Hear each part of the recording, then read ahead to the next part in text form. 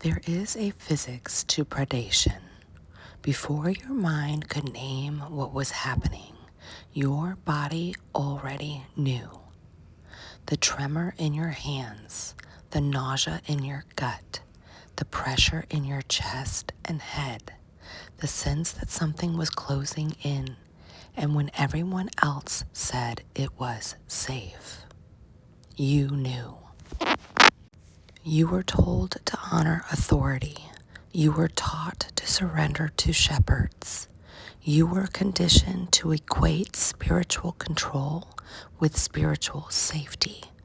And so you did what good believers do. You questioned your instincts instead of their power. You tried to forgive, tried to reframe it as misunderstanding, tried to pray it away, tried to make it your fault.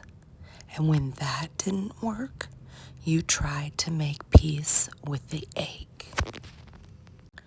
But what if I told you it was never your job to stay soft in the presence of spiritual harm? What if I told you the ache was information? There is a physics to captivity, an architecture that overlays the spirit and binds the nervous system. These systems do not need cages. They do not need whips or locks. They only need you to stay confused long enough that you begin to question your own soul. These are not just toxic dynamics or failed friendships. This is not just church hurt. These are systems of spiritual inversion, and they run on the same logic. Control cloaked in care, false light that mimics love, a structure so seamless you don't know you're inside it until the breath leaves your body. These are not imagined, and you're not too sensitive. You're discerning. You're awake. Your system saw it long before your brain could name it. Some call it narcissism. Some call it trauma. Some name the church. Some name the counselor. Some name the healer. Some name the one who helped until she disappeared. But I want to show you the physics underneath it all. The atmospheric patterns, the structures of domination, the spiritual counterfeits that co-opted your trust in the name of God and left you collapsed in the name of peace. This is not theology. This is not diagnosis. This is mapping. Mapping the invisible systems that held you. Mapping the convergence of roles. Mapping the rupture of the soul when no one around you sees what you see, and you're the only one who knows the door locked behind you. That's where the glossaries come in. They are the maps that name the architecture so you can find your way out. This isn't about seeing too much. It's about being trapped in an invisible system no one else could name and still daring to rise.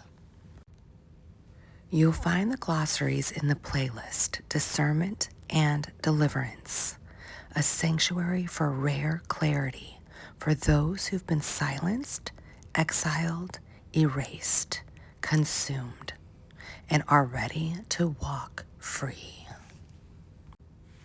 And there is another kind of physics, the physics of resurrection, and it is real, and it is possible, and it does not come through human effort alone.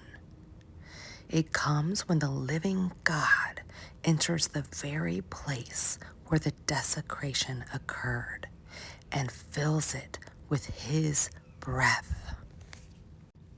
Not abstract breath, real breath in your lungs, in your cells, in your bones. When he resurrects you, you do not simply recover, you are raised. Resurrection isn't just healing, it's being filled with the Spirit of the living God in the very places where you were once desecrated. He doesn't just soothe you, he seals you. He doesn't just calm the noise, he casts it out. He doesn't just validate your story, he makes you whole again from the inside out. And no predator, no matter how persuasive, can mimic what he gives you.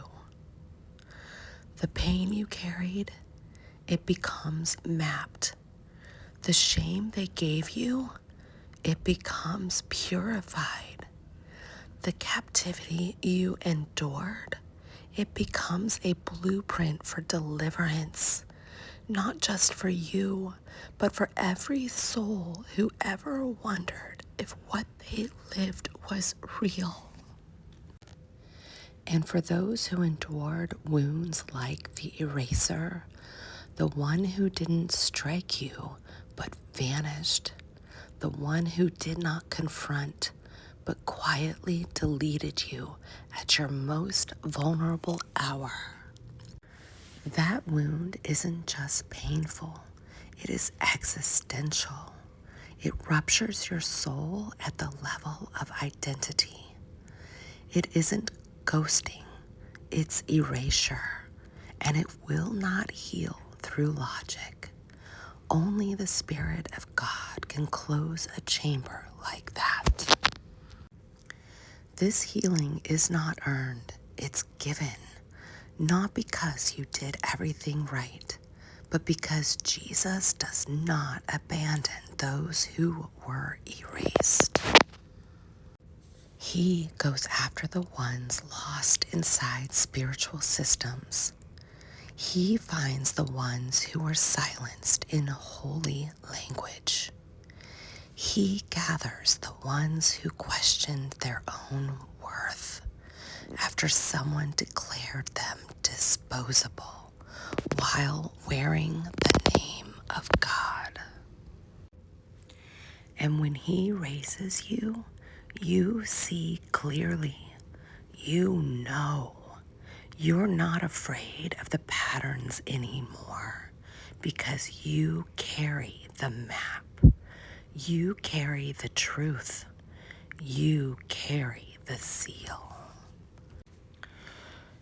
You can walk through the same doors that once caved you in, and they cannot hold you anymore because he fills your lungs with breath. You no longer feel hunted in place. Your mind returns to you with clarity. You see the map that will never hold you again. You are sealed from being prey to future predators because the atmosphere around you has closed. You are no longer porous, no longer vulnerable, and you walk with the authority Jesus gave you, not to dominate, not to convert, but to offer witness, to offer deliverance, to point toward hope, to name what was hidden so others can be free. This is spiritual physics. This is resurrection. This is the miracle of the map, and the glory goes to God alone, who seals you and makes you whole.